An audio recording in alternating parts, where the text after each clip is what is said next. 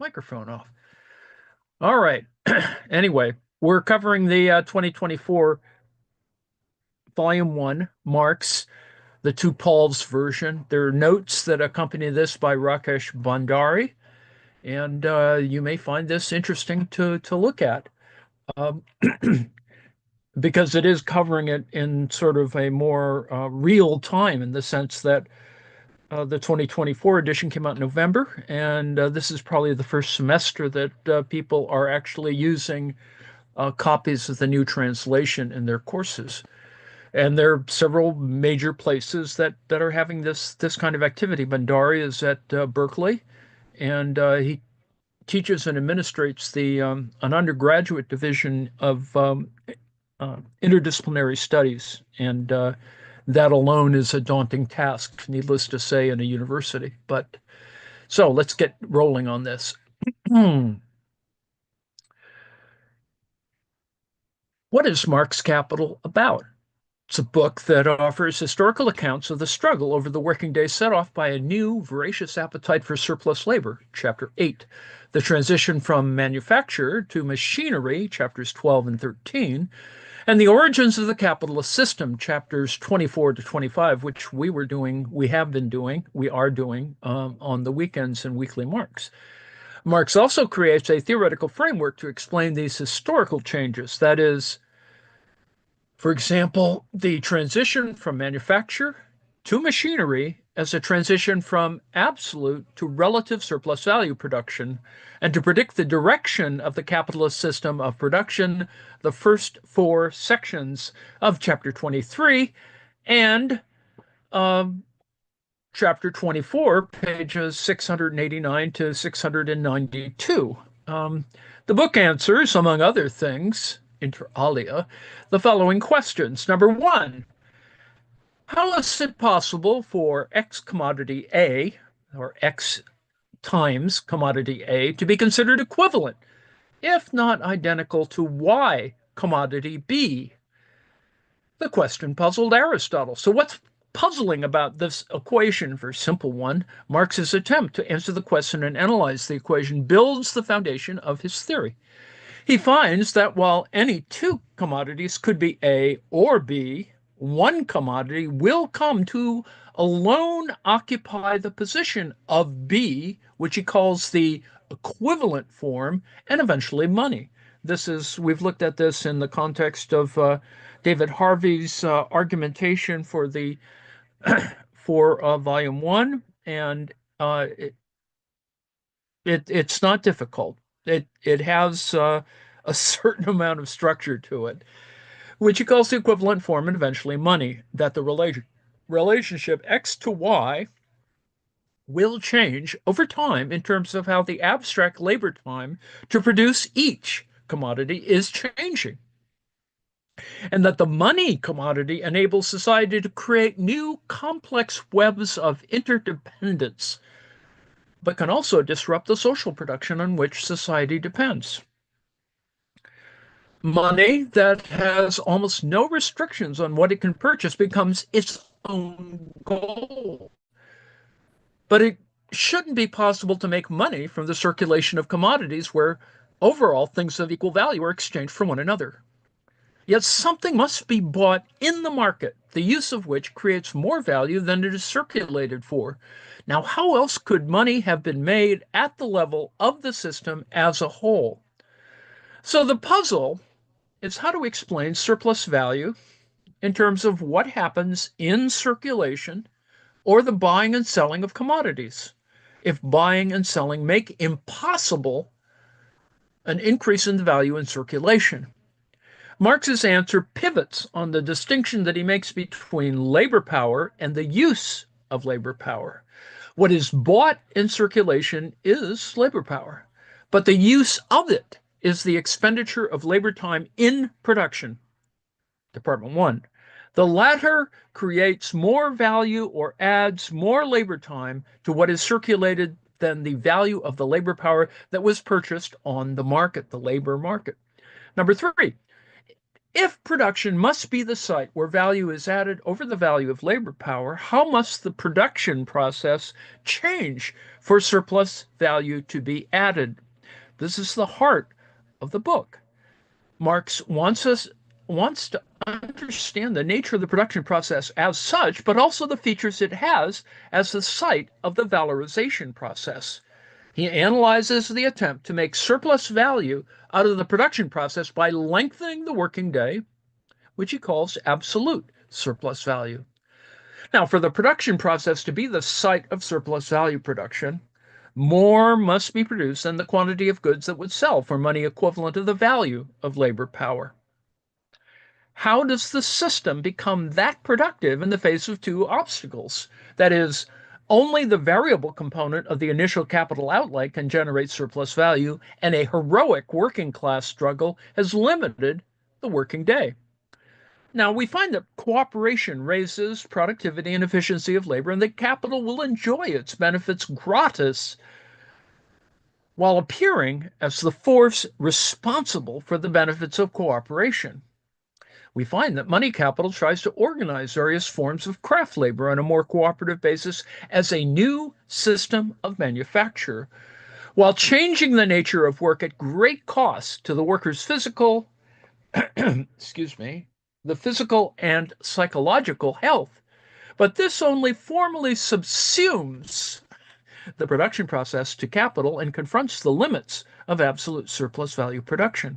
Now, eventually, capital replaces the tools of the manufacturing era with machines and carries out a real subsumption of the labor process to the valorization process. In retrospect, it's clear that Marx does not give proper emphasis to burning coal as the reason that the steam engine could provide a continuous and overwhelming motive force to many machines at once, say for spinning and weaving and pumping water. The new machine factories ran day and night and clouded the sky with black smoke. Hence the poet William Blake's reference to dark, satanic mills. Nonetheless, this turn to machinery will have the unexpected result of having raised the rate of surplus value more than the lengthening of the working day had. Marx calls this relative surplus value, and he specifies two basic mechanisms for its production. Now, Marx offers many concepts here: the production process as a valorization process, absolute surplus value in terms of the length of the working day, the money outlay as both constant and variable capital, constant capital and variable capital, the rate of surplus value, absolute surplus value and relative surplus value, the contrast between manufacture and machinofacture, machinofacture, the moral depreciation of machinery. So there's some ancillary questions that emerge in these first couple of chapters in Capital Volume I. What are four different ways in which, note that this set of notes is, it is an accompaniment, and I'm sure that students looking at this will see that a significant number of these questions may appear on the test. What are four different ways in which the production of surplus value can vary? Now, what's the difference between time wages and piece wages? And you see, it's just following, the path of the new translation. Once surplus value is made, what are the differences between its expenditure as revenue, the renewal of capital, that is simple reproduction, and the accumulation of capital, that is the capitalization of surplus value as additional constant capital and variable capital? Now, how will the simple renewal of capital, that is simple reproduction, change the nature of the class relation over time? What dynamic changes will the accumulation of capital bring, especially if the composition of capital also rises? Mention here the reserve army of labor, pauperism, and the concentration and centralization of capital. Number three, what is the problem that Marx's historical account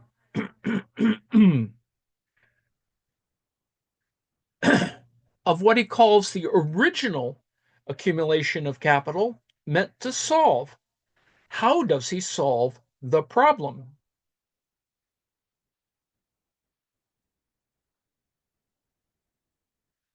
excuse me.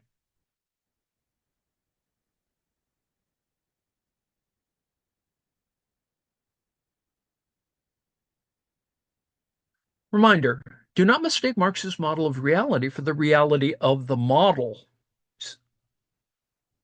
There is a difference. Keep in mind that Marx abstracts away in volume one of Capital from any changes in the value of the money commodity. So it's, held more or less constant, or not so much constant, but regular in that particular way without looking at all the nuances of money commodities. Variations among industrial branches and their level of mechanization, classes other than industrialists and industrial workers, such as, and you'll see this later on in the subsequent volumes, such as finance capitalists, commercial capitalists, landlords, professionals, etc. And for the most part, the interactions between the capitalist modes of production with other modes of production. Pay attention to the page numbers that I have underlined. They will likely be important for the final exam.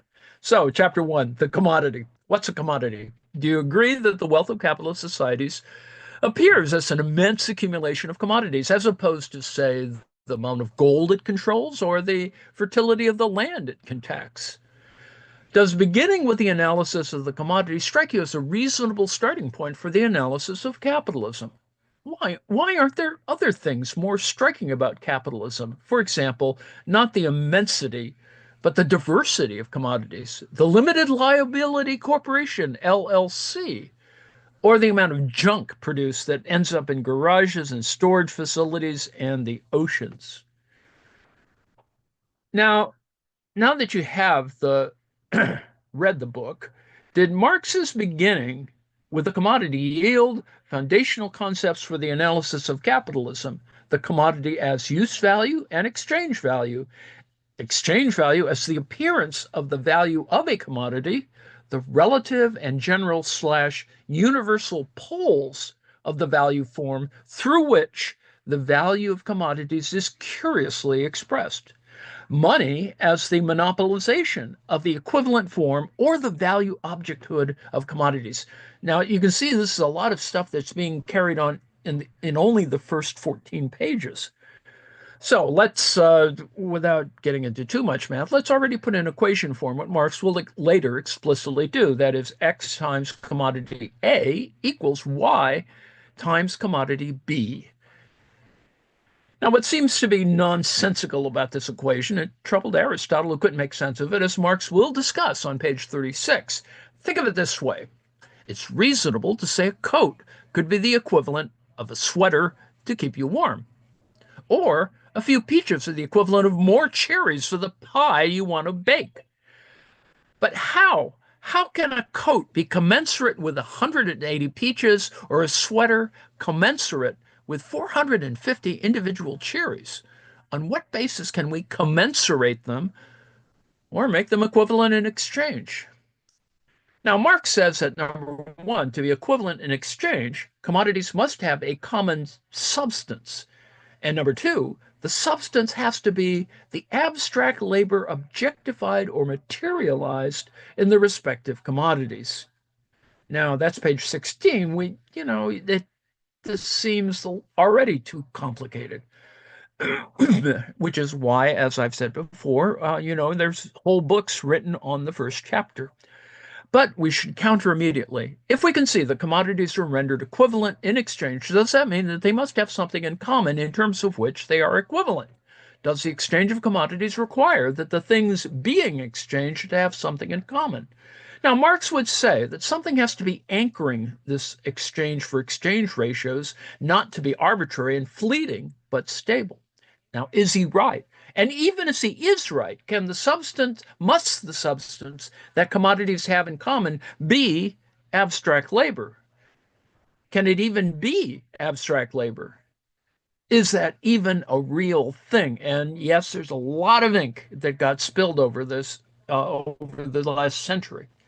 Let's remember that I discussed a few initial criticisms of Marx's abstract labor theory of value. A commodity can be exchanged for another that has more value in use or utility, even if it does not represent the same abstract labor time or value.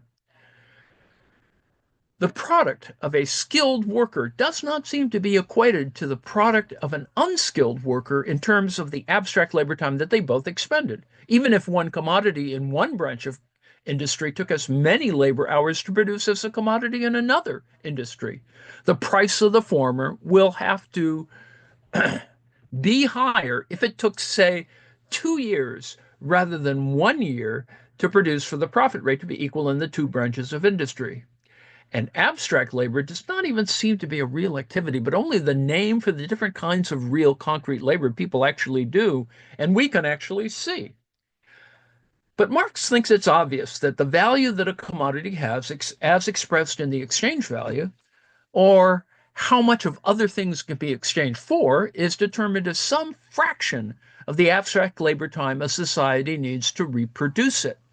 He is suggesting that we have the capacity to labor in the abstract as the expenditure of muscles in our brains, but a society must figure out how much of that capacity will be used in each of the various spheres of concrete or specific kinds of production. Now, if production is not so coordinated for, let's say, more than a few weeks, humanity would cease to exist. Like Plato's Socrates, Marx grounds his understanding of society in our cooperative labor processes. Marx clarified the introductory discussion of value in a letter to Dr. Kugelman, if anyone wants to look it up. Now, things of value in terms of how much of that abstract labor they take to produce or reproduce. Things that we get without our efforts from nature, such as oxygen, are free. Those things don't have a value. So for Marx, it's obvious that it would take 10 hours to make a coat, and at that cost of production, society would exchange for 1,000 coats. Then society has to signal to itself that 10,000 of its social labor hours should go to the reproduction of coats. Each coat would represent 10 hours. Regardless of whether a producer takes more or less time than 10 hours for each coat, the socially average labor time to produce a coat. Not any producer's subjective or psychological estimate of his toil and trouble for his time of production determines its value. Now, if society made 2,000 coats and society was only willing to exchange for them 10,000 hours of labor objectified in other commodities, the coat producers could exchange all the coats they made if they accepted 5, not 10, hours of labor for each coat. Now, the price that people paid for coats would be below their value. The coat producers would be in an unsustainable position.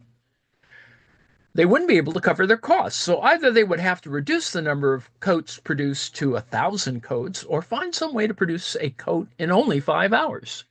Now, mainstream economics focuses on the first response, which it calls supply and demand adjustment. Marx focuses on the second response because what's rightly striking to him is that capitalists, as they compete among themselves, are continuously finding ways to get market advantage by reducing the overall abstract labor time it takes to produce things. Page 17, I show Marx's basic intuition here in the economist's graphical terms of supply and demand curves in supplement 1 on page 24 of this document. We won't get to see that today. Well, whatever. At any rate, this means the same amount of labor time expended will give us an even more immense accumulation of commodities. In concrete terms, labor becomes more productive. Coat producers make twice as many coats in 10,000 hours. But in terms of abstract labor, the unit of each commodity takes less time to produce. Note here that the inverse movement in the quantity of use values and the value of each unit. As labor becomes more productive, the same labor time produces more use values, and the value of each unit falls. Now, if we think of labor in concrete terms, we see the greater quantity of use values. If we think of labor in abstract terms, we notice the fall in unit values. So there are two notions here of the value of units and labor in concrete and abstract terms. We can see that one feature of Marx's theory of value as abstract social labor time is the emphasis on the dynamic and continuous minimization of the abstract labor time required to produce each unit. Um, I assume that this is the Mach-over that we've been familiar with before. It will become clear that the labor time to produce a commodity incorporates the labor time to procure the raw materials, build the machines, or the fraction of the machine used to make a commodity, use the raw materials and machines in the factory, and transport the new goods. A reduction in labor time at any stage will reduce the value of the final commodity for consumption. It's often not understood that Marx's theory of value is a theory of abstract labor time minimization. And this is not necessarily a critical view of capitalism, but a spotlight on its immense productive power. But Marx will be interested in how the system that minimizes the time to make a commodity also tried to elongate the working day, raises the exploitation of workers, and creates crises and tensions. Now, that is not all that is unique to Marx's theory of value. The second distinguishing feature of his theory of value is the analysis of what he calls the value form. This is the form in which the value of a commodity is expressed. This is discussed on pages 25 to 47. The simple questions are, how do we know a commodity has value? Or how is the value of a commodity expressed? Now, we don't count the labor privately expended to produce a commodity as part of our cooperative social labor process unless someone else exchanges a commodity for it. That could be any other commodity, but will end up invariably as the money commodity, as we will see. And in terms of our social labor process, we mostly interact with each other through the exchange of things or commodities. Though we're dependent on each other to carry out the production on which we all depend, we economically interact with each other primarily through the things that move between us. The point here is that the value of a commodity privately produced is revealed or validated in exchange for the other commodity.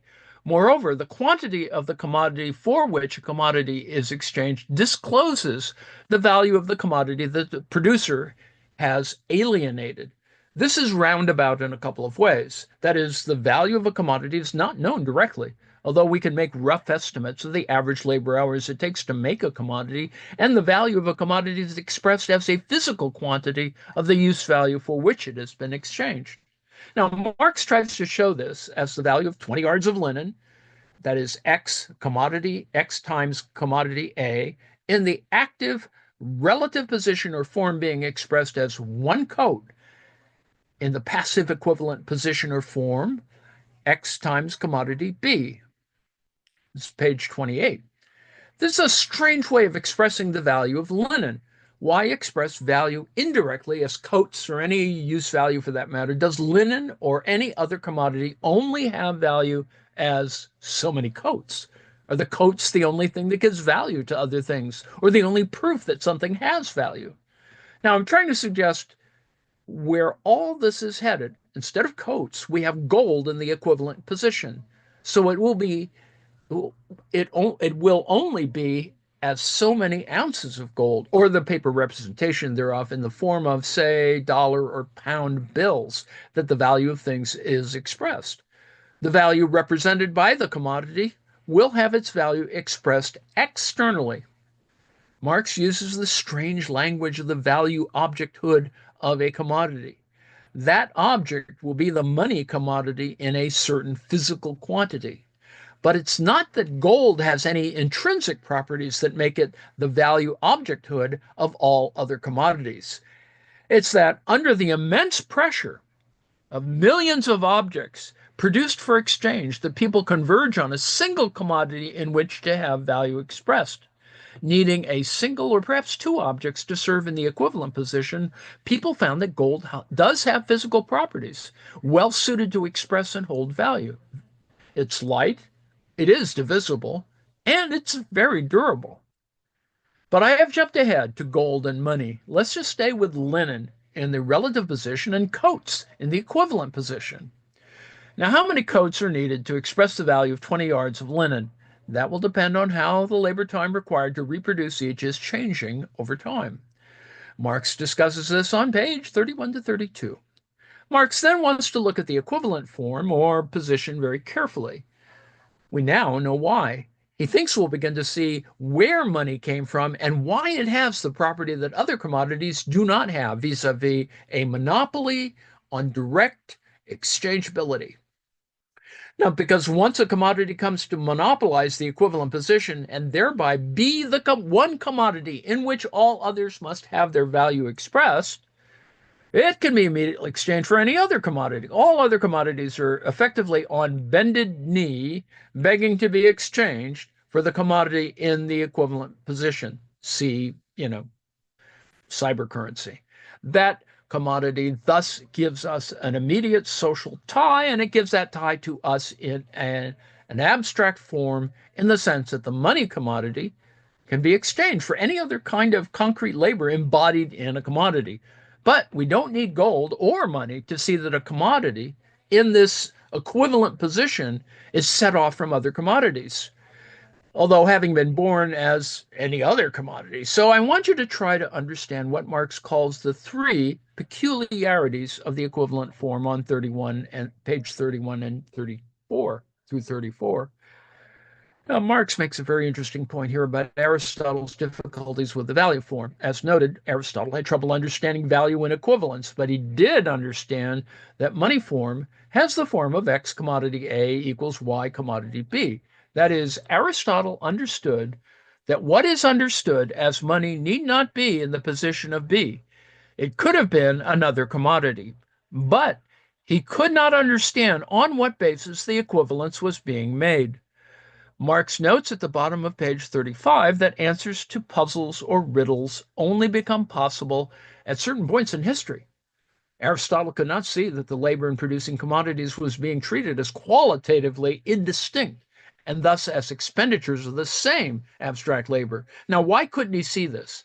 Because in a slave-owning society, it was impossible to see the slave labor that produced some commodities as qualitatively indistinct from the free citizen labor that produced other things for exchange.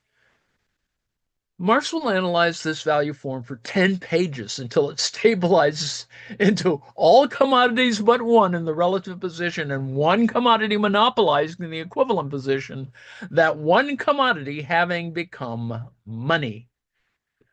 One point to note here is that Marx assumes that money has to be a commodity that itself materializes so much abstract labor time. For otherwise, how do we know what physical quantity of it was equivalent to the labor time in the commodities that the money bought? Now, the problem with Marx's theory is that gold or its paper representation is no longer money. That paper or digital entries can no longer be reversed automatically into a fixed quantity of gold. Now, what are we to make of Marx's commodity theory of money today? And there's a defense of it in a slightly longish article on, trying to talk about national income accounts, I think, and a bunch of other things in terms of what gold is equivalent to. It's a good article. Marx will now discuss commodity fetishism for 12 pages until page 59. Note that Marx means many things by fetishism, but not what would be commonly assumed, i.e., a psychosexual investment people have in the ownership of things. Now, Marx notes that while people are dependent on each other to carry out the production of the transformation of nature into objects by which needs can be satisfied, the people on whom we are now dependent have importance only as the owners, the possessors of the commodities which we desire or need. And those commodities have a bizarre property, that is, their value. It's unlike other properties that things have. It's not available for inspection. It can't be investigated in a lab for the properties responsible for its value. And yet, the value of a commodity will change over the course of time, changing unexpectedly the quantity of other things that can be exchanged for it. Now, Marx wants to suggest that the mystery of a commodity's value evaporates once we analyze that value and price as the result of our social cooperation, namely as the index of whether too much or too little of the labor time that society has been allotted to producing it, and the changing requirements of how much social labor time in the abstract should be devoted to each unit of it. For example, we will not say that we allocated too much of our social labor time to the production of something. Rather, we will say that too much of a thing has been produced and its price has fallen below its cost of production or value for Marx. For Marx, the latter, that is, value, expresses in fetishistic terms, or in terms of things, a problem in how we have allocated our social labor time. We, we may also not realize that as commodity exchangers, we have made ourselves formally equal as people too. That is, everything can be sold for money, meaning that we don't qualitatively differentiate between most productive activities. That in turn implies that the labor we do as social labor for each other is qualitatively equal to any other form of commodity producing labor. Yet while we have created an interdependence between us through our productive activity and a type of qualitative equality among ourselves, regardless of which commodity we produce, we're still related to each other, not directly or even consciously. We aren't in relations of interdependence with anyone in particular, or at least we are free to interact with others in the market. The relations with other commodity owners come and go, but we remain who and as we are. We may get the sense that we exist individually prior to these relations established by commodity transactions. The myth of self-subsistent individuals, for example, Robinson Crusoe, as more real than society, and the mistaken ontology that society is built up from these Robinsonades arises out of a fetishistic society. And uh, you need to sort of address the fact that, and I think it's notated, or at least you should think about it, that the original story from which Robinson Crusoe's myth is produced is not as purely isolated as it is presented in the narrative. The original story, there were interactions between the quote unquote Robinson Crusoe and other people, and there were other people on the island, et cetera, et cetera. It isn't quite as perfectly individualistic in that sense. The things we have to sell and the money with which we buy them seem to rouse us as self-subsistence individuals into social relations. But this implies that we could have existed or continue to exist without social relationships. We see money and commodities, not the whole or the totality of our cooperative production on which each of us depends. Money, which is a thing, seems to have the power to connect people who would otherwise be indifferent to each other. Other desirable things make us want to connect with the others who own them. Our sociality seems to be the almost accidental result of things, but the value of things and the money in which that is expressed are the result of our coming to cooperate with each other, not through an inherited division of labor or caste system or conscious planning, but through buying and selling things made privately. The properties those things have in a market are the result of social action. Our sociality does not then result from the properties those things already have. Yet we may find these properties mysterious, mystified. The value of a commodity can vary independently of anyone's foresight, will, or plan. Things are in the saddle and ride mankind. Marx's discussion of social relations having become on the surface mediated by things or commodity relations is contained in the famous section on commodity fetishism, pages 47 to 59. All right, chapter 2, exchange. Marx shows that for commodity exchange to work, each of us comes to be seen as a juridical subject who has the same rights as others over the things that we own, enjoys the sanctity of the contracts one makes with others, and has the freedom to transact to individual average in the market. But there is much repetition of the difficult argument in the previous chapter. You should take page 68. That's an important summary. Our interdependence is obscured to us because we relate not to other specific people in the market, but the things that we want. Money allows us to get those things without a real relationship to others. In fact, many of our transactions will be one-off and almost all market relations temporary, giving us the illusion that we stand apart from them or are substances in the philosophical sense. Chapter 3, Money. Early in this chapter, Marx discusses how the value of gold itself changes and how gold comes to be linked to the funny things that we have called pounds, pesos, dollars, rupees, and yen.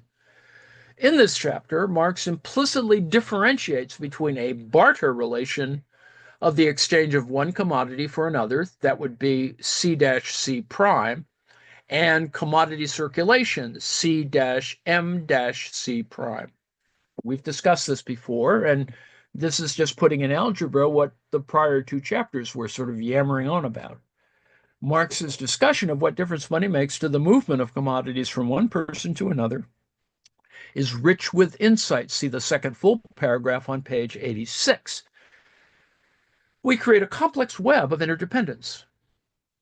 We can measure degrees of distance from each other, but we also create the possibility of an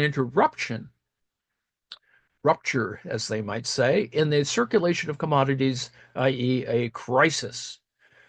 See pages 87 to 88, 94, 111 to 12. Much of the chapter is on the quantity of money needed to circulate the immense mass of commodities produced. But we leave this question of technical economics aside. Marx wants to challenge the appearance that a slowdown in the circulation of commodities is the result of a shortage of money.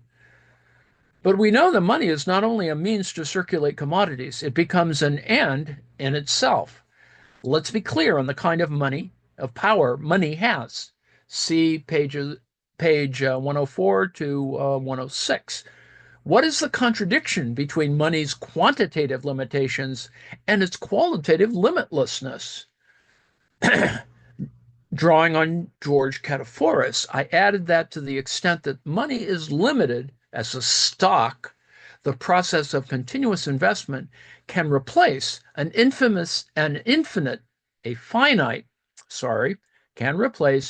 finite stock of money with a limitless flow of money. So stock and flow is very important. Now, those who think about this as a macro problem. Chapter 4, Transformation of Money into Capital. Marx differentiates between the circulation of commodities, C-M-C prime, and the general formula for capital, M-C-M prime. C-C prime, every sale is necessarily a purchase. C-M-C prime, the goal is another use value. Something qualitatively different, and the process is finite. Value is the means for the circulation of use value. C-M-C prime also includes the possibility of crisis. M-C-M prime, the goal is value itself. That is, the end value is compared to the initial value in quantitative terms. Where you're looking at, how much is this worth, in terms of money. And this process is potentially infinite. See also page 93 of the Polyux Marx book and files.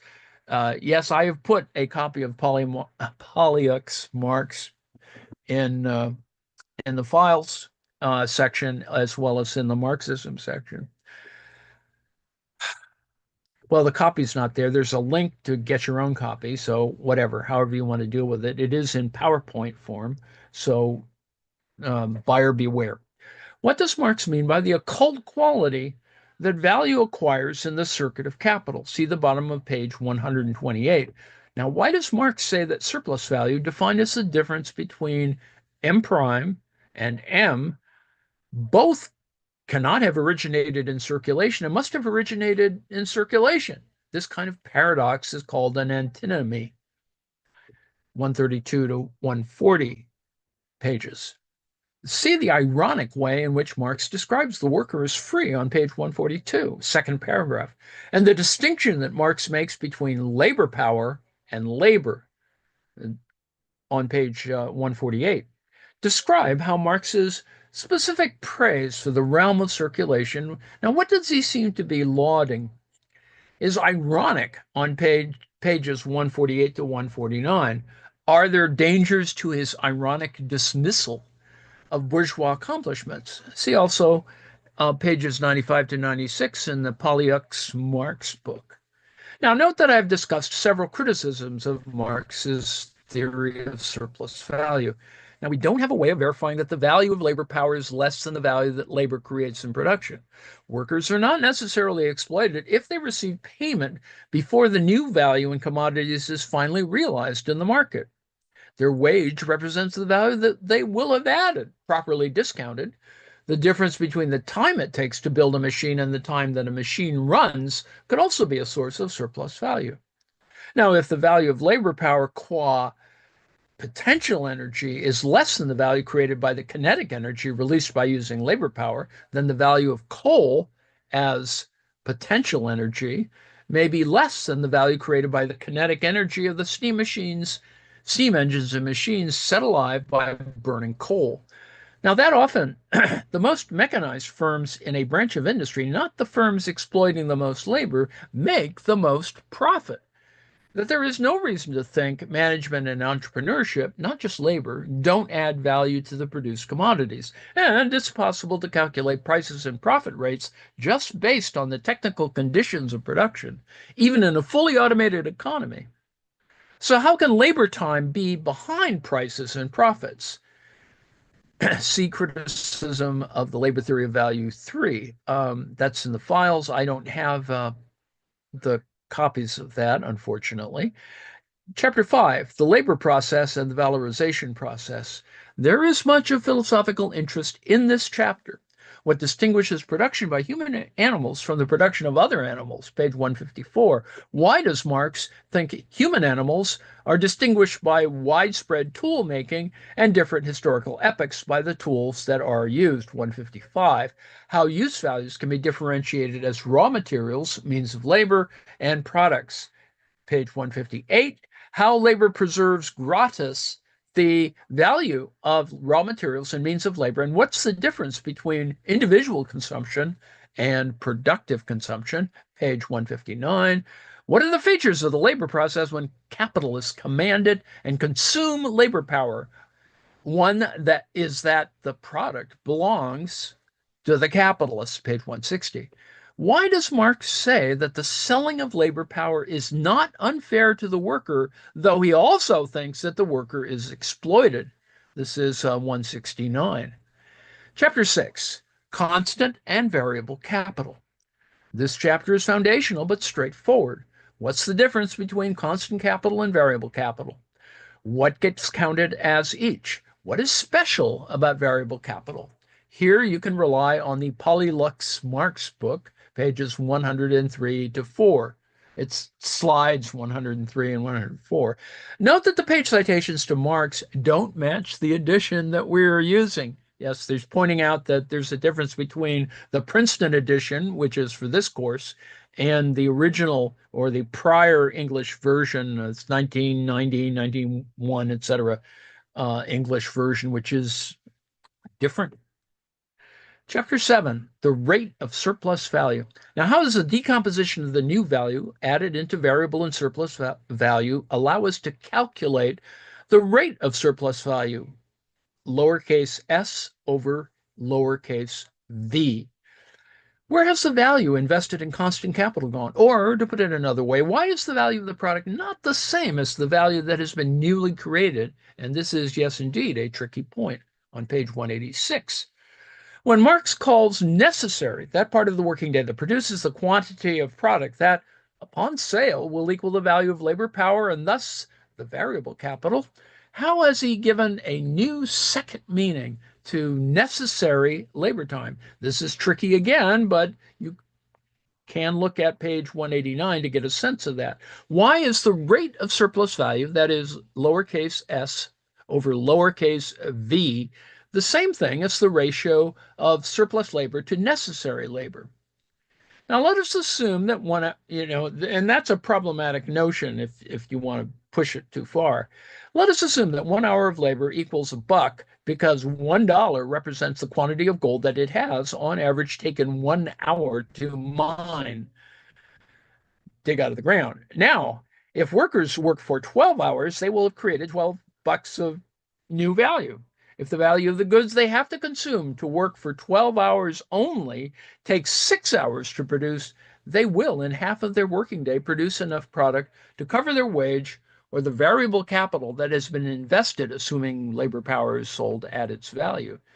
Now, the rate of surplus value will be 100% and can be expressed as 6 hours surplus labor to 6 hours necessary labor, or as $6 of surplus value produced and $6 to cover the wage or the variable capital, or as half the quantity of the new product objectifying the surplus value over one half the quantity of the new product objectifying variable capital. That's the lowercase s and the lowercase v. These are three different ways of saying the rate of surplus value is 100%. And you can consult the Polylux slides on 106, slides 106 to 107. The working day, chapter 8. Note the extension of line B-C on page 203. This will be called the additional production of absolute surplus value. What sets limits to how much B-C can be extended, page 204. Now, how does Marx see the struggle of the working day as a struggle between rights? And how does he think it will be resolved? And this is page 207. What does Marx think the difference is between a society in which the production of use values predominates and a society in which the production of surplus value predominates? Page 207 to 208. Why is the division of the working day between necessary labor and surplus labor less visible in capitalism and slavery than with a corvée system of rent extraction? Page 208 to 209. This is, of course, has a reflection on the French translation. Now, how does the boundless or voracious appetite for surplus labor lead to the shift system? That, first, second, third shift. If you are interested in how capitalism today has achieved a 24/7 temporality such that humans come under pressure to enjoy at most something equivalent to the sleep mode of laptops, see Jonathan Crary's text 24/7. Now, what does the elongated working day do to the body and mind of workers? Page 235 to 236. Note that to the extent that early industrialization was concentrated in cotton and woolen factories, the reason that factory workers had enough cotton to keep them at work for as long as they could tolerate it is that the cotton gin had made cotton production profitable by reducing the costs of removing seeds from the cotton. Enslaved African labor was moved from the Piedmont to the Black Belt and subjected to limitless exploitation. Marx will later say that the freedom of labor in white skin cannot be achieved as long as it stands on a pedestal of the enslavement of labor in black skin. Marx rallied British workers to the side of the North in the American Civil War, see page 238.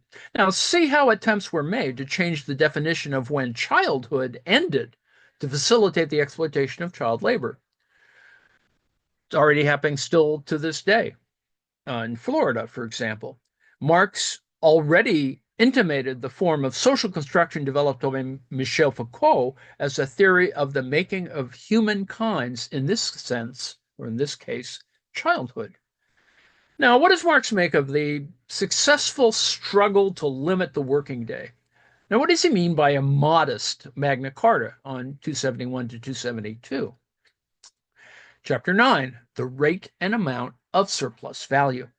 Now, why does Marx think that the relative decrease in variable capital cannot be offset by a higher rate of surplus value such that the mass of surplus value produced could continue to rise at a decreasing rate? Pages 274 to 5. Now, how does a mere increase in the quantity of workers change a small master into a capitalist? 278.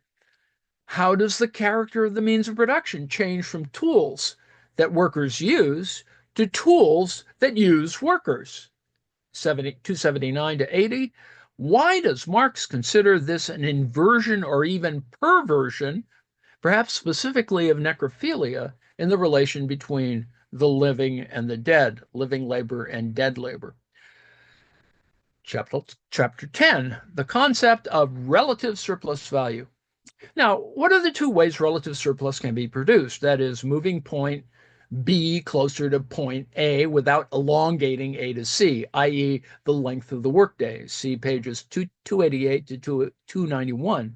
In the first way, an individual capitalist benefits from the system as a whole due to capitalists competing in industries that produce the raw materials and means of production used in the production of wage goods. It is taking less labor time to produce any of the goods workers consume. Now, this means that it takes less of the working day for workers to produce commodities that will sell for the money that they need to buy the goods that they need to reproduce their labor power. This assumes a constant value of money, by the way, right? Remember, I talked about that before, that certain presumptions or assumptions that don't necessarily hold in reality, but in order to get the math to work, this is kind of why you're doing this, ceteris paribus. This will yield relative surplus value. Note that how though capitalists appear to be competing against each other, they're effectively cooperating in reducing the value of labor power and increasing the rate of exploitation. But relative surplus value can also be under the control of an individual capitalist. Say a capitalist invests $600 in constant capital, and half of the new value added comes back to him as $200. So variable capital is $200 also. Let's assume that he produced 1,000 units of the commodity, so each commodity took an hour to make and sold for $1. We can also see that workers are working half the day for themselves and the other half of the day for the capitalist. The sale of 500 units will cover the variable capital or the wage. Now, an innovative capitalist comes along. He invests $900 in a new machine, and his workers work for only 100 hours. But this new machine enables the capitalist to produce 2,000 units, which he will sell for $1 a piece, because the social average labor time it takes to make a unit is 1 hour, not his individual time of half an hour. His workers only have to produce, at most, 50 units to cover the value of their labor power or the variable capital. They will do that in the first 20 minutes of work. In the rest of the workday of 11 hours and 40 minutes, they will be producing surplus value for the innovative capitalists. This is why their movements about 30 for 40 or 35 for 40 in terms of weekly hours. This innovator will have made $2,000 on a $950 investment of $900 on constant capital and variable capital of $50. His rate of profit will be 110%, and his rate of surplus value will be 21 times, or 1,050 of surplus value to $50 of variable capital.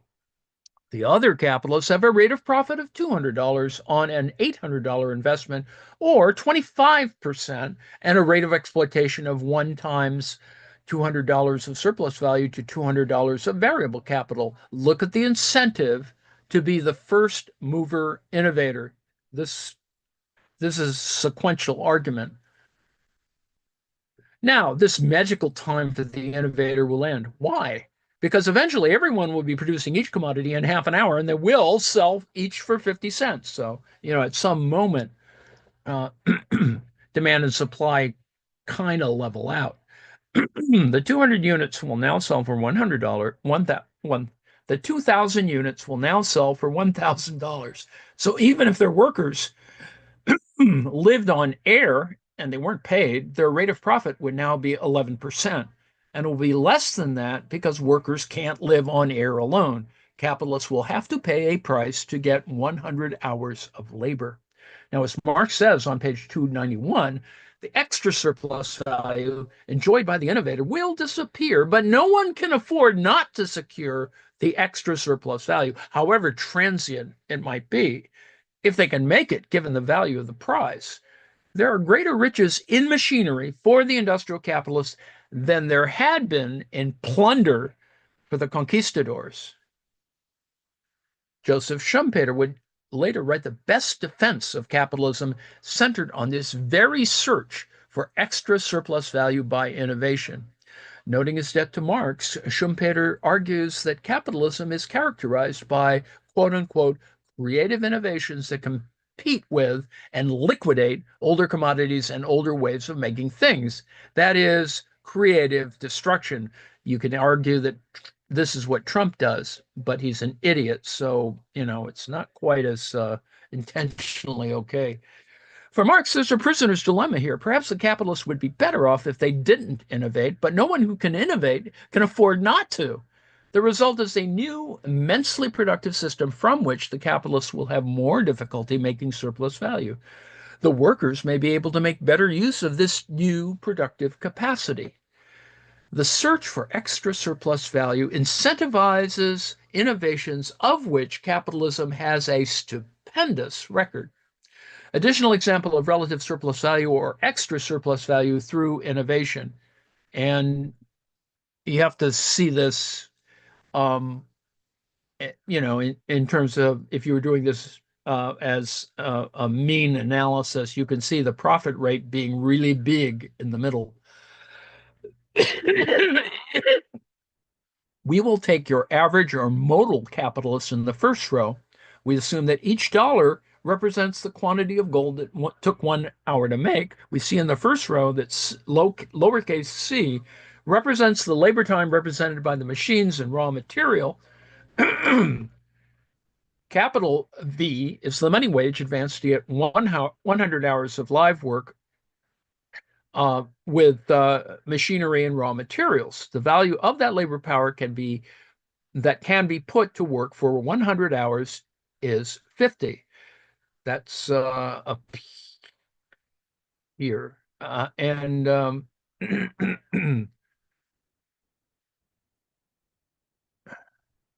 the output of this industry is 150 units that has a total value of 150 bucks. The average rate of profit in the industry is $50 for every $100 invested in lowercase c plus capital V.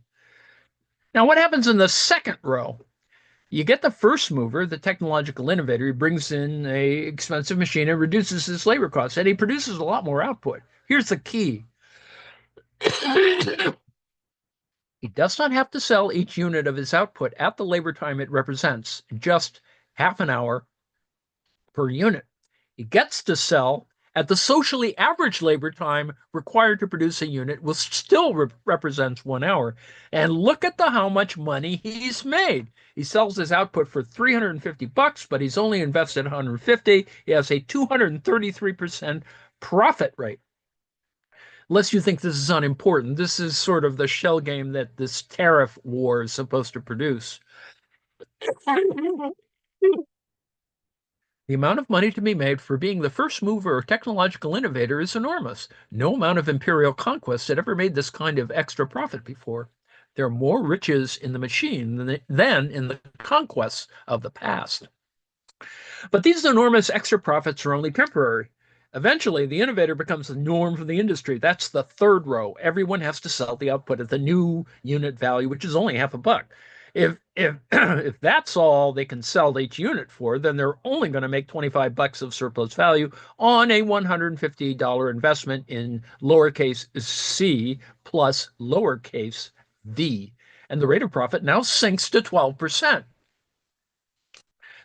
What's the point here? The point is that no capitalist who can afford to innovate can resist the temptations of being the first mover. This is why tariffs are stupid. The profits are too great and will give him enormous sums to stay ahead of his competitors.